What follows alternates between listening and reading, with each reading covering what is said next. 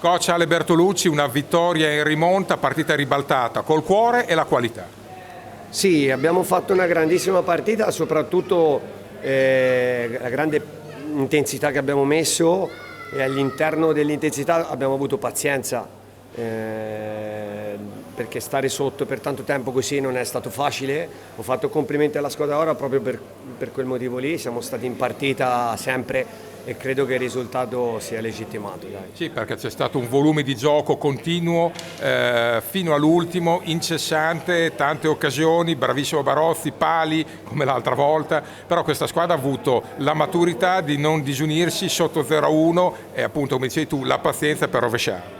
Sì, abbiamo spinto tanto, abbiamo avuto anche maturità all'interno della partita. È ovvio che non siamo ancora come io vorrei, no? Perché la squadra è tutta nuova, insomma, mi aspettavo una partita di carattere, ma onestamente abbiamo fatto qualcosa di più che di carattere, abbiamo avuto intelligenza, abbiamo avuto i tempi giusti e soprattutto abbiamo fatto una difesa quasi perfetta, se non perfetta, e nei momenti che abbiamo sofferto un po', perché chiaramente la qualità del Lodi è indiscutibile, Grimalt ha fatto un paio di parate importanti, ma la rimonta con testa è stata tanta roba.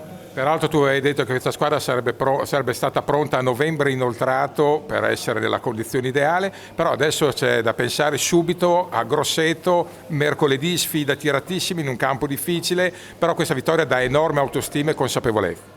Sì, ora ci godiamo questa vittoria qua, da domani ritorniamo al pezzo e sappiamo che mercoledì sarà una trasferta lunga, una partita difficile, una pista particolare quella lì. E questa vittoria ci ha dato morale, insomma, per poter andare a giocare una partita complicata con un po' più di tranquillità e un pochino più di consapevolezza.